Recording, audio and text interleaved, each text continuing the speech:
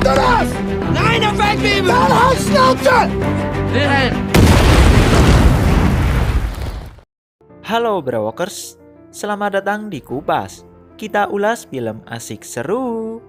Di video kali ini saya akan merangkum alur cerita film Land of Mine tahun 2015.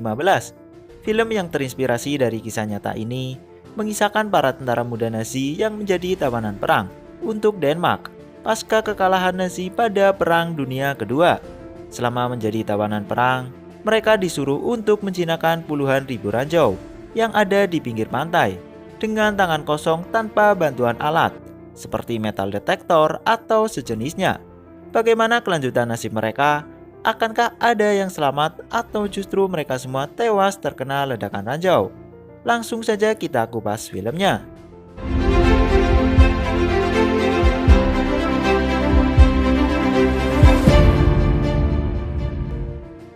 Film diawali dengan memperlihatkan seorang sersan bernama Rasmussen yang sedang menggiring para tawanan menuju suatu tempat. Ia terlihat begitu marah ketika tahu ada salah satu tawanan yang membawa bendera. Ia pun langsung menghajar tawanan tersebut hingga babak belur.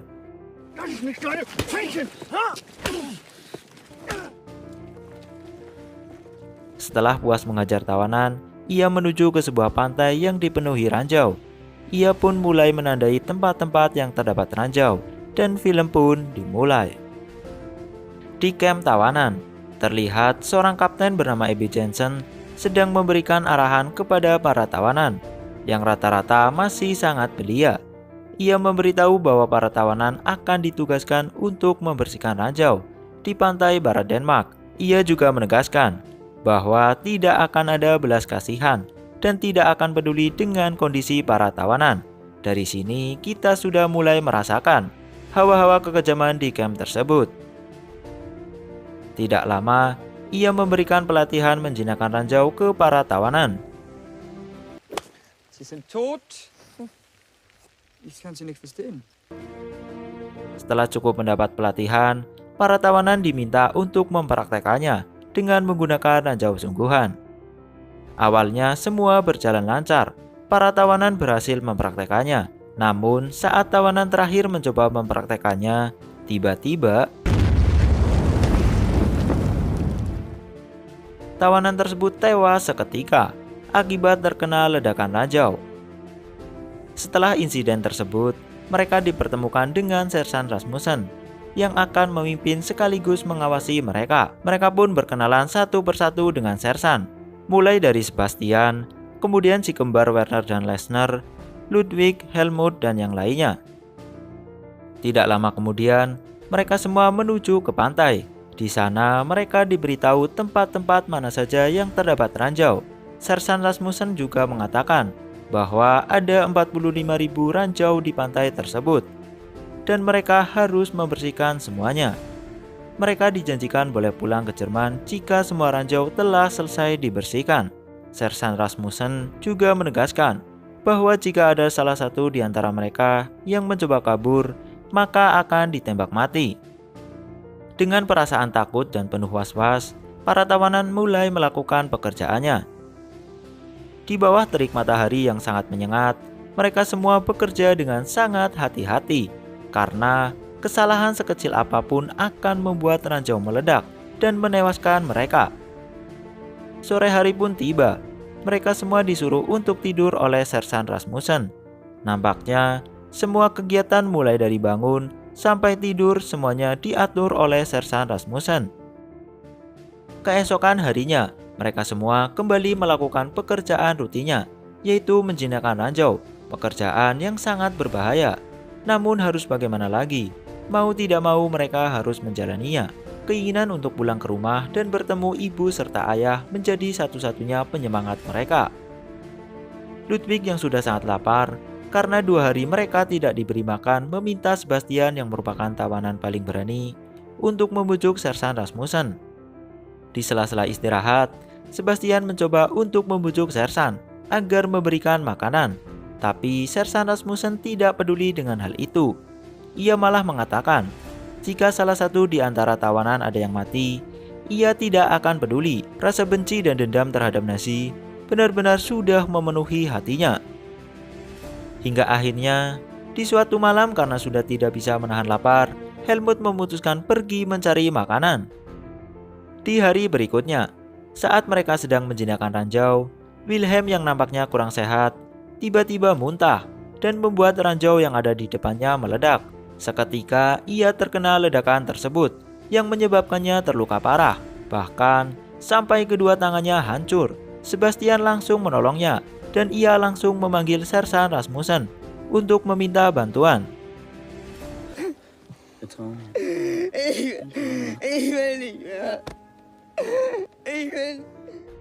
Singkatnya, Wilhelm pun dibawa menuju rumah sakit.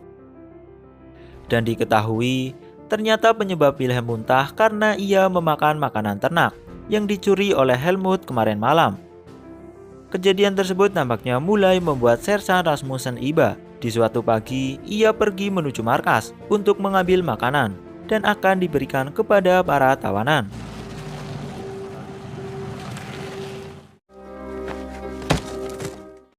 Para tawanan yang melihat sudah ada makanan di depan pintu agak sedikit kaget, sekaligus senang.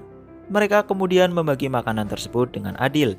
Semua tawanan makan dengan lahap dan tampak sangat menikmatinya. Setelah selesai sarapan, mereka semua kembali harus menjinakkan ranjau.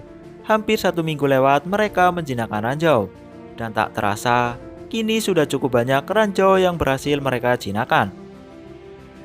Sore hari pun tiba, dan Sersan Rasmussen seperti biasanya menyuruh para tawanan untuk tidur. Dan saat menjelang subuh, terlihat sekelompok tentara Denmark sedang mempermainkan para tawanan.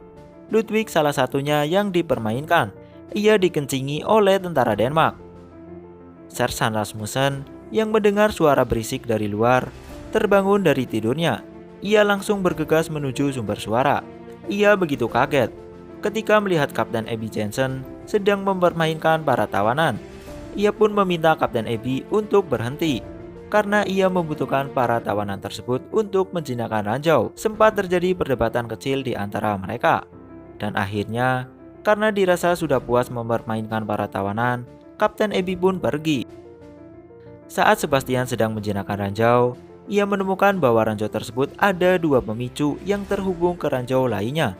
Ia pun memberitahukan ke Werner bahwa ada 2 pemicu yang terpasang di ranjau tersebut. Namun, Werner tidak mendengar karena memang jarak di antara mereka cukup jauh.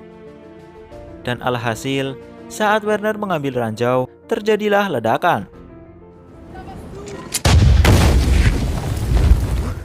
Werner pun tewas seketika dan tubuhnya hancur berkeping-keping tanpa sisa.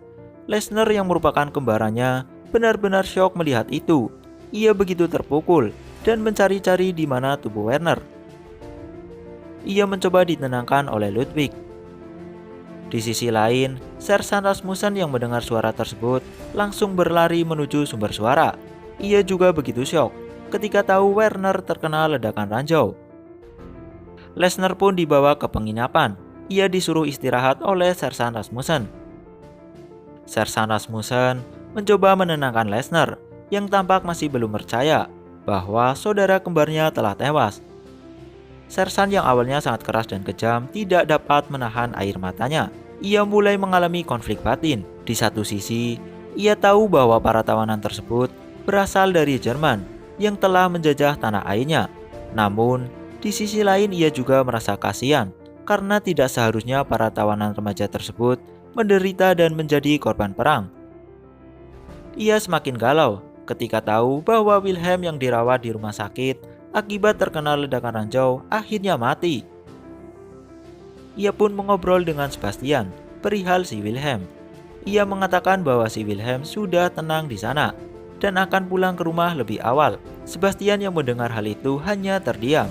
Tatapan matanya kosong, seakan menggambarkan keadaannya yang begitu tertekan dan tidak memiliki harapan. Setelah insiden kemarin, Sersan Rasmussen meliburkan para tawanan.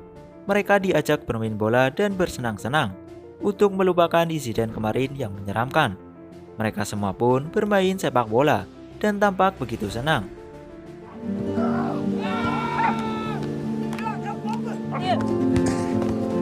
Marcus, come on!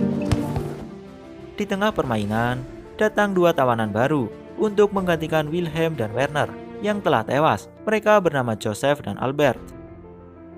Di sisi lain, Lesnar nampak masih sangat terpukul. Ia memilih menyendiri dan tidak ikut bersenang-senang. Kita kembali lagi ke Sersan dan yang lainnya. Setelah hampir seharian bermain bola, mereka pun kembali ke penginapan. Namun saat sedang berjalan, anjing milik Sersan Rasmussen terkena ranjau dan mati seketika.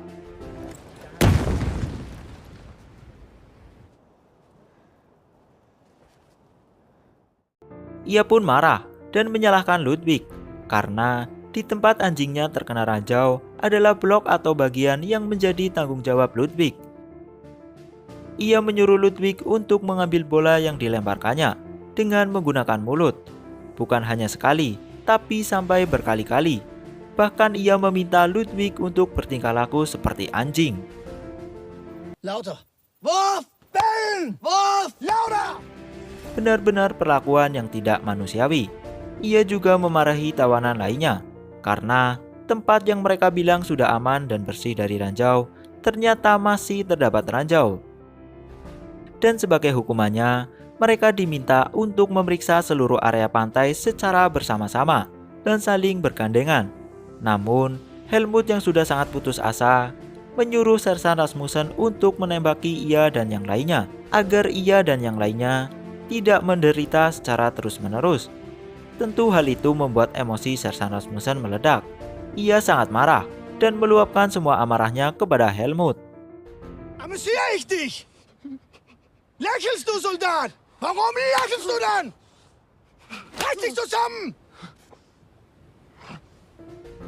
Singkatnya, saat hari masih sangat pagi, terlihat seorang ibu yang sedang meminta tolong kepada para tawanan karena diketahui anak perempuannya berada di sekitar pantai yang masih terdapat ranjau. Sebastian, Helmut, dan yang lainnya langsung berlari menuju pantai. Sesampainya di sana, Sebastian dengan sigap langsung mencoba menolong anak tersebut. Di saat bersamaan, Lesnar datang dan dengan tanpa rasa takut langsung menghampiri anak tersebut dan menolongnya. Anak tersebut berhasil diselamatkan. Namun, Lesnar yang sudah sangat frustasi dan putus asa setelah kehilangan saudara kembarnya malah justru berjalan menjauh dari teman-temannya. Akibatnya, ia pun terkena ledakan ranjau dan seketika tewas. Tubuhnya hancur berkeping-keping tanpa sisa. Sebastian yang merupakan tawanan paling berani dan paling kuat pun tak kuasa menahan sedih. Tidak lama, Sersan Rasmussen datang dan mencoba untuk menguatkannya serta meyakinkan Sebastian bahwa semua ini akan segera berakhir dan mereka semua bisa pulang ke rumah. Tidak terasa hampir 3 bulan waktu berjalan. Mereka sudah hampir menyelesaikan tugasnya. Sudah banyak ranjau yang berhasil mereka jinakan. Terlihat Joseph, Albert, dan yang lainnya sedang memindahkan ranjau tersebut ke sebuah mobil. Namun tiba-tiba terjadi ledakan yang begitu besar. Ledakan tersebut sampai terdengar ke Sersan Rasmussen, Sebastian, Ludwig, dan Helmut yang sedang ada di pantai. Mereka pun langsung berlari menuju ledakan tersebut. Dan betapa terpukulnya mereka ketika tahu bahwa semuanya telah tewas dan tidak menyisakan apapun.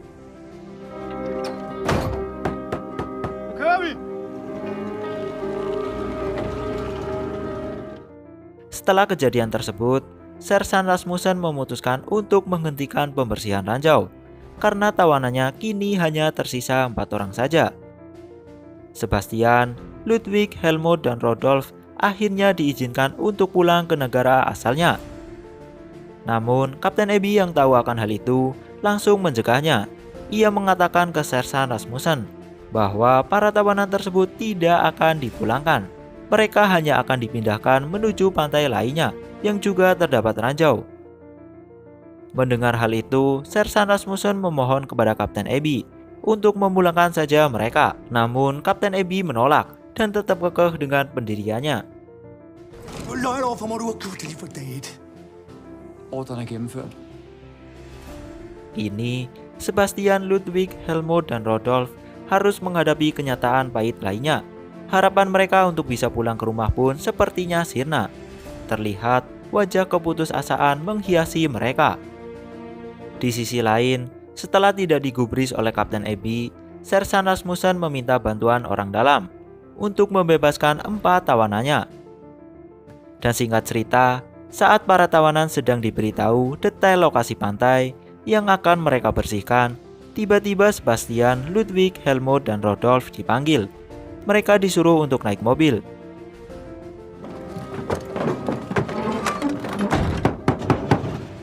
Mereka pun dibawa pergi, dan di tengah perjalanan, mereka diberhentikan oleh Sersan Rasmussen. Dan tidak lama, Sersan memerintahkan mereka untuk pergi menuju perbatasan Jerman, yang jaraknya dari tempat mereka sekarang hanya 500 meter saja. Akhirnya, mereka pun bebas dan bisa pulang ke rumah berkat bantuan Sersan Rasmussen dan orang dalam. Dan film pun rampung. Baiklah, itu dia alur cerita film Land of Mine. Jika kalian suka dengan video ini, silahkan tinggalkan like. Dan jangan lupa subscribe channel ini, serta nyalain notifikasinya. Saya Richie Dian Firmansyah pamit. Salam Brewokers.